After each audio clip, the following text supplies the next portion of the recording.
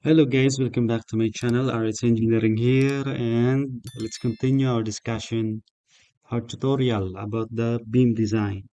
So tapos na tayo sa singly reinforced section cheek natin, also the doubly. Ngayon, mag-reinforcement na tayo. Okay? So, para sa compression, this is for the area of compression, steel. Okay, yung ES, pwede ko sabihin ito, yung ESC used, yung gagamitin natin, no? So, i-declare ko muna yan, ESC used. Yun. As double pa rin. Yun. Then, ah, yun. Na-declare na natin yan. So, magiging formula natin is ESC. So, from this formula, ito guys, di ba?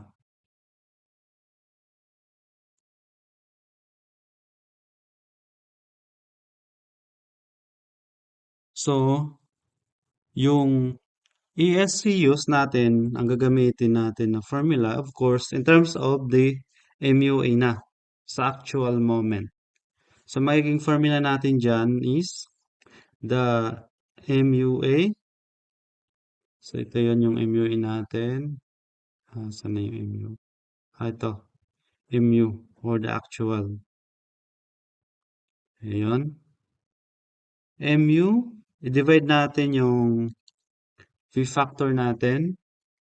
Then, minus the quantity 0.85 times A prime C. Then, times natin yung B underscores times Y max. Then, times natin yung quantity dt minus Y max over 2.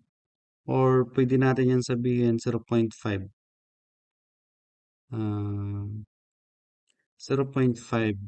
kasi same lang naman yan. Then, lagyan natin yung parenthesis. Then, i-close natin yung mga open parenthesis. So, ito, yung parenthesis na yan para sa kanya. Ito naman, para sa dito, sa pangalawa. Then, ito yung pangatlo. So, okay na tayo. Then, i-divide natin yan sa quantity ng FC prime para hindi tayo kamali. Ito, double click, copy paste ko na lang yan. Minus 0.85 times FC underscores times the quantity, the difference of dt minus dc. Okay. Then, close ko yung parenthesis. Ayun. So, check natin kung hindi siya yung fee. Yun nga. Yung fee, it should be PHI underscores. Ayun, ulit. Ayun. So, pumapatak siya ng negative. So, dapat hindi siya mag-negative. There's something wrong. Check natin ulit. Yung mu. Dapat, in terms of Newton, millimeter. So, therefore, i-multiply natin yan ng 1 million. So, try ulit natin. Negative pa rin. Ibig sabihin, mas malaki to. Mas malaki yung nagiging result natin. Check natin ulit. So, 1 million na. 100,000 lang to. Dapat 0 pa. Okay, then, run ulit natin. So, ito, pumapatak siya ng 349.99. So, ito na yung compression steel natin requirement. As per sa MU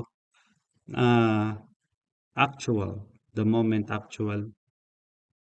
Okay? Then, para naman sa area of steel, tension.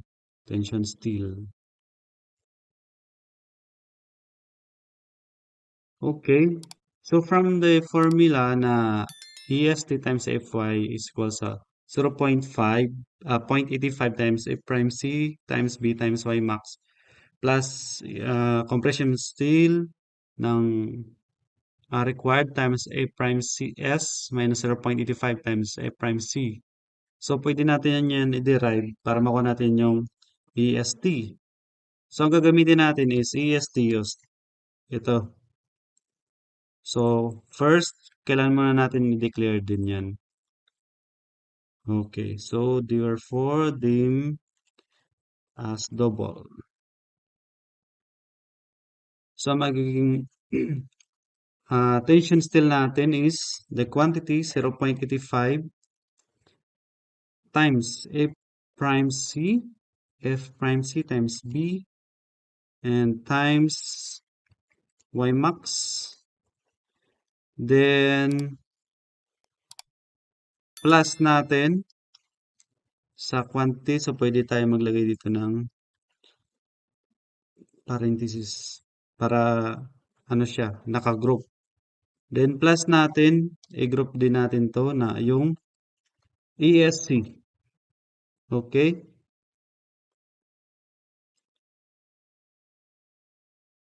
ESC used. Okay? Then, multiply natin sa quantity na if S prime, then minus 0.85 times F prime C. Then, i-close natin yan para mag-group. Then, lahat ng data na yan, na group na yan, i-divide natin sa Fy. Okay? Mhm. Ito. Times, ano pa ba? To be, okay to. Then, isa pa. Isa pang parenthesis. Ayun. Then, try natin is 1,400.92. So, yun. May area of tension na tayo. Compression is, and of course, compression and tension. Pero, we need to check it from the maximum area of steel, then sa minimum steel ng beam. So, i-check natin to para sa check maximum area of steel. So, natanda natin sa taas, yung maximum area of steel ng tension is 4% lang, no? Ng gross area ng section natin. Okay, maximum, sorry. Is maximum area tension.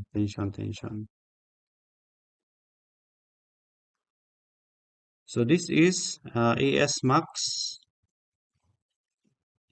ES max. So, this is area. So, kailangan natin i-declare yan. Dim ES max. So, maganda yata. EST max. Ayun. Pero check natin, baka na-declare na natin dito. Ito kasi sa doble yan eh. Doble. Para sa doble. So, pwede natin ma-declare si EST max. Okay? This is tension EST max. Of course, as double siya natin, guys. As double. Ayun. So, ang formula natin dyan is 4% lang yan ng B times DH. So, i-run ulit natin yan. That is 4,000. 4,000. 4,000 ba? Check lang. B. Yung H natin. Yung H is 400. Tapos yung D natin It's B times D, sorry. B times D, yung effective depth, guys. This is DT. This is DT 3420 square millimeter. Okay. So, i-check natin to. I-check natin yung ESTOs.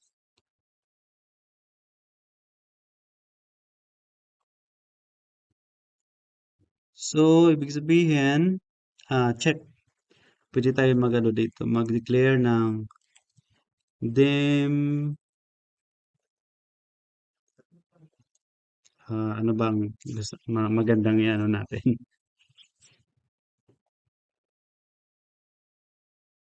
Okay, so dim, sabihin na lang natin, EST check, no? As string. Kasi text yung ilalagay natin na. So, if, ito na, if yung EST use natin is greater than EST max, or sabihin na lang natin, less than. Okay? Then, so kapag less than, of course, yung magiging EST check natin is okay. Yan. No. Okay. Pwede natin din okay. Yung EST use. Ito na lang. Ayun. Pero, kapag hindi naman, else if the EST use naman is greater than sa EST max. So, ang magiging EST check natin, not okay. Yun. Kasi nga, greater than siya sa max. Then, kailangan natin yan i-close yung F and F. Okay. Ayun. So, stop natin and play. So, EST check natin is okay. EST used is less than sa maximum. So, okay tayo guys. Pwede natin yan i-change to guys kasi dalawang beses tayo mag-check. Pwede natin check max. Ayun. Check max na lang. EST check max. To, to. Yun. Then, tapos na tayo sa maximum. Of course, kailangan natin i-check as per the minimum area requirements as per the code. Minimum area of steel for beam section. Okay. So, meron tayong tatlong requirement. Una is the 0.25 or 1/4 ng square root of A prime C over Fy times B times the effective div. Ikalawa is 1.4 over Fy times B times dt. Then, pangatlo is the 4/3 of the ES required, yung requirement. Okay? So, mag-declare tayo rito, dim ES min 1. Okay? As double. Then, copy ko na lang to kasi tatlo yung kailangan natin. Then, para din sa 3, of course, yung ES min, ano bang, ano dito? ES min na lang. Okay. ES min underscores. EST max. Pwede natin dito EST min na lang. EST min kasi max na yon. Ayun. So therefore, para sa ES min 1 natin, ano siya, ang equivalent niya is 0.25 times the square root of the F prime C over the Fy, then multiply natin sa yung B natin times the dt, the effective depth.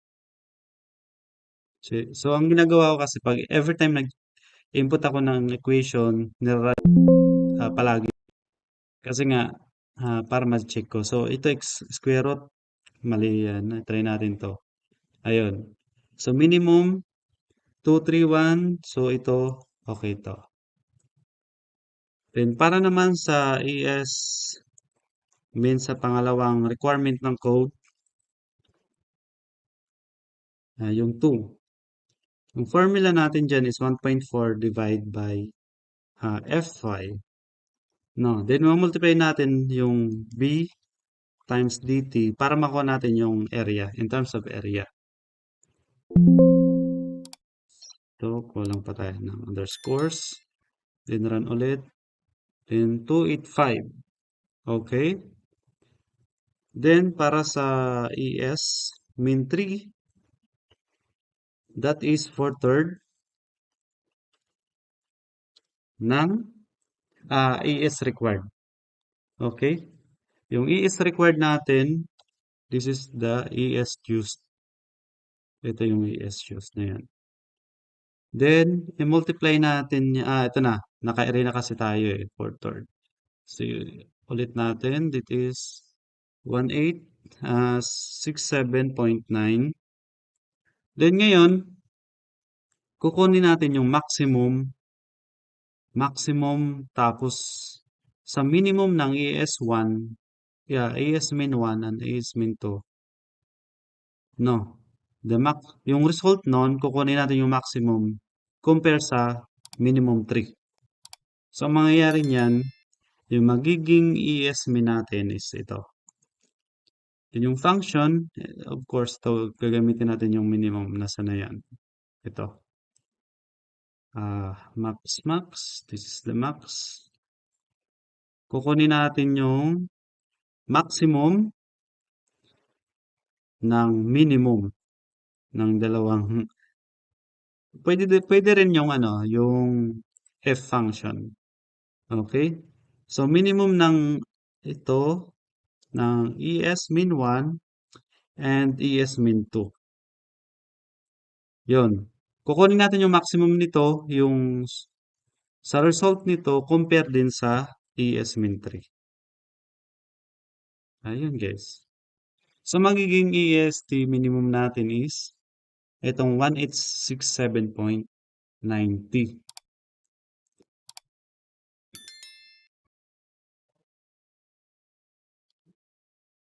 Ah, saglit. Parang nagkabaliktad sila. Dapat, this is minimum. Minimum dapat to. This minimum, then max. Okay. So, 285 square millimeter. So, pupunta na ako dito sa check max. So, mag-declare din ako dito sa check min, this is minimum. Double click, then F function. Ito, i-copy ko na lang to. Ayan. F, F, oops.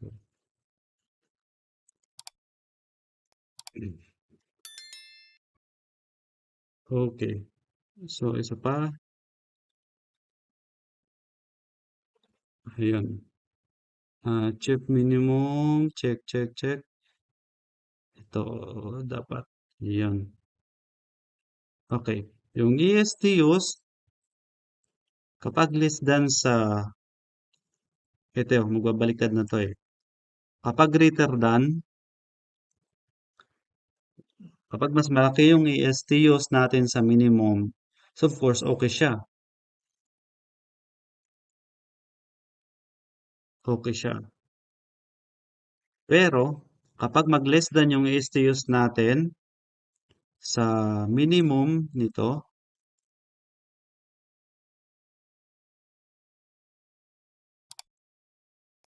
so kapag yung ESTUs is less than sa ESTmin, of course, yung gagamitin natin yung ito, yung minimum. Ayun. So, try natin i-run. Yung check minimum natin is okay. ESTUs is greater than EST min. So, makuha na natin yung, ito, may ano tayo eh. Reinforcement area ng, asan na yung used? Ito. Then, ito. So, pwede na natin yan i-compare. Pwede natin i-compare sa required natin, sa data na nilagay natin dito. Ito, dapat pala dalawang bars.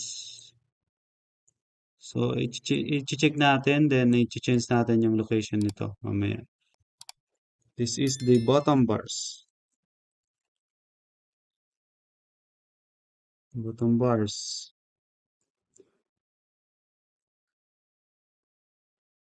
Then, of course, para sa top bars. Ito, top bars. Ayun, so let's use 2.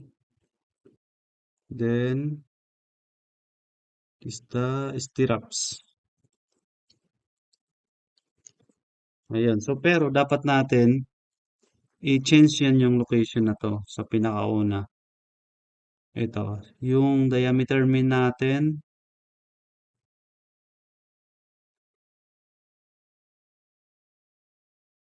pwede natin yan i-change sa diameter main bottom. Main bot na lang, no? Main bot. Tapos, ito, bot din. Pero yung main bot natin is 30. 30 na siya. No. 30, then yung N natin is 31. So, mag-change yan. Then, copy ulit natin to para sa top bars naman. This is para sa top. Para sa top. Then, yung top natin is 33. And 34 naman sa bottom, sa number of bars. Then, para sa stirrups natin is nasa 36 na. Then, yung MU natin is nasa 38 na. Okay, then ito, papalitan natin to. Ito yung main bars. Okay, so this is the bottom. Bottom ito. Ayan. So, ulit natin. Oh, min boot, variable not. Okay. Ito hindi pa natin na, ano, na declared. Kailangan i-declare natin. Is for the main. Ito.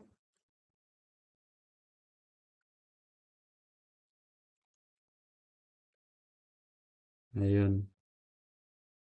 Main. Ito, main boat. Ayan. So, para din yung sa top. Stop naman. Yun. Ang kailangan natin talaga ay declare lahat ng variable na gagamitin natin. Kasi nga, mag-error siya during sa debugging natin. Ayun. Check natin. Check. 5 so far. So good. Ayun.